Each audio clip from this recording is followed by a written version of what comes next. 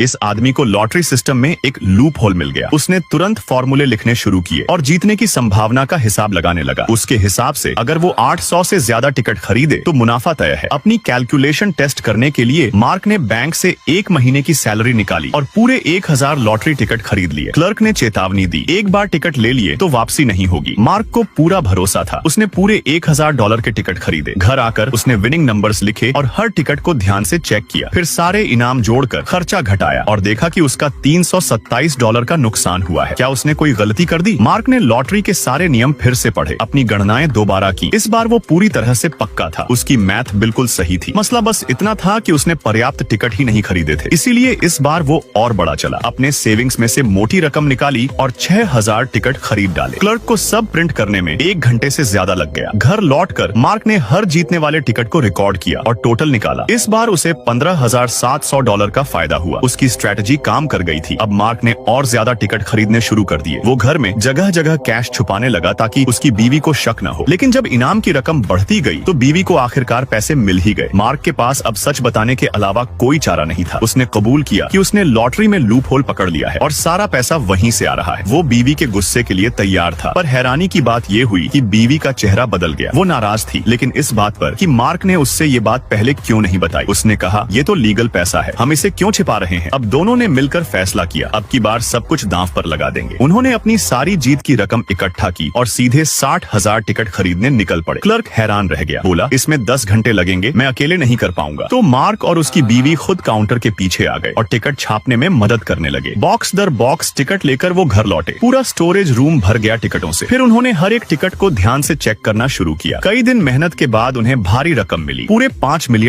लेकिन अब की बार रकम इतनी ज्यादा थी कि छुपाना मुश्किल था। लोगों का ध्यान खींचने से बचने के लिए उन्होंने एक और फैसला किया। अब वो किसी नए शहर में जाएंगे और वहीं अपनी किस्मत आजमाएंगे। और फिर वीडियो लाइक करने पर पार्ट 2 मिल जाएगा।